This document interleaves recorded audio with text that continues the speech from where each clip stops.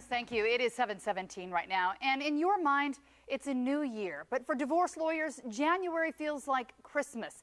It's the time of year when parents who hung in there through the holidays for the kids have had enough, and other marriages end because of resolutions to start being happy and living for yourself.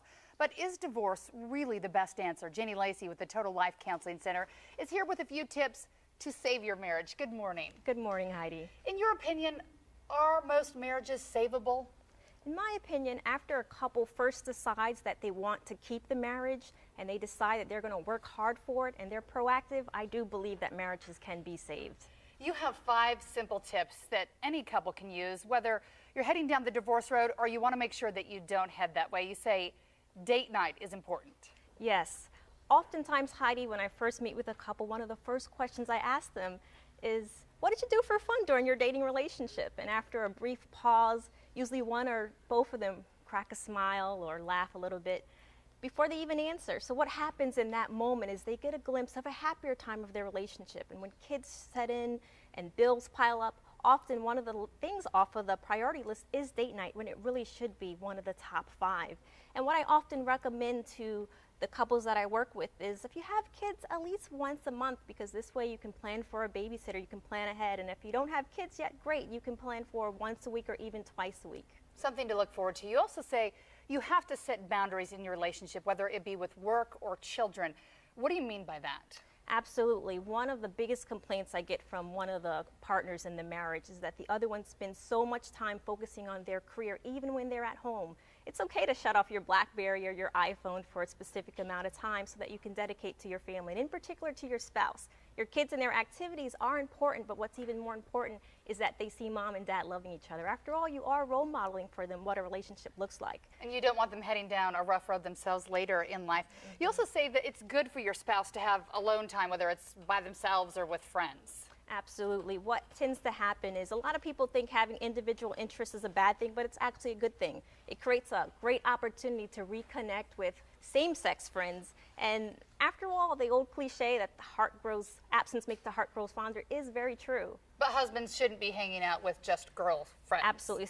You need to have appropriate boundaries. Same-sex friends is what we highly recommend. All right, you have 2 other tips. We're going to get to them in our 8 o'clock hour. We're going to spice up your love life and also help you fight in a good way. All right, these sound good. They're coming up. Jenny Lacey, thank you. Again, she's sticking around all morning long to blog and answer your questions about how to make your marriage work. All you have to do, if you have a question, is go to myfoxorlando.com, click mornings at 8 o'clock again. We're going to be back here with some of your questions. Janie, thank you. New year, new you, new attitude about your marriage. Divorce doesn't have to be the answer to making your life better. In fact, saving your marriage may be easier than you thought. Jenny Lacey with Total Life Counseling has been with us all morning answering your questions about saving your marriage online. She's here now to talk to us about issues that you've been talking about online, and also 5 tips to making your marriage better, whether you feel like you're heading down the wrong road or you just want to make sure that you keep your marriage strong. Good morning again. Good morning. We went over some tips earlier about how you have to keep date night around. You have to create boundaries with work, but you also say, I love this one, you got to spice up your love life. Yes, Heidi, it is so important that couples are intentional when it comes to their physical life. And I'm just not talking about sex. I'm talking about kisses and hugs. It's okay for couples to try new things.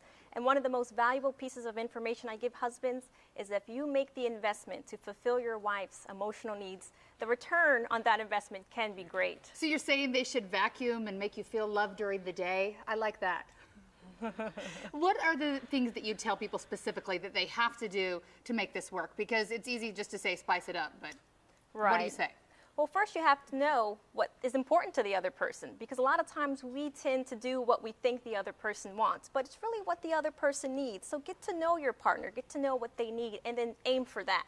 All right, so you have to talk about it even if it's maybe not the most comfortable discussion. That is very important. You have to talk about it, and a lot of couples don't talk about it, and that's part of the problem. Inevitably, you say that couples are going to fight no matter how long you've been married for, but you have to do it in the right way. Is there a good way to fight?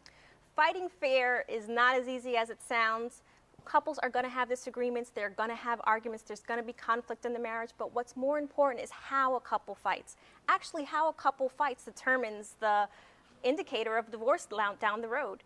And what you tend to think about is you have to pick your battles very carefully. Is it really important, Heidi, that who left the porch light on? I mean, do you really want to be right, or do you want to be happy in your relationship? And it's important to think about each battle in terms of that. So you're saying that there's some things you just got to let go. Absolutely.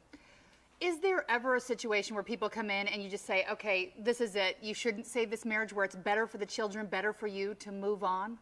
Well, it takes a long process to even get to that level. There's often times where we'll separate the couple. We'll have the wife for a couple of sessions to work on some individual things, or the husband in some individual sessions. So that would be a long process down the road. So you would say your New Year's resolution should be on saving the marriage? Absolutely. All right, always possible. If you have questions, she's going to be around here till the end of the show, 20 minutes left. You can log on to myfoxorlando.com, ask your questions about making your marriage better.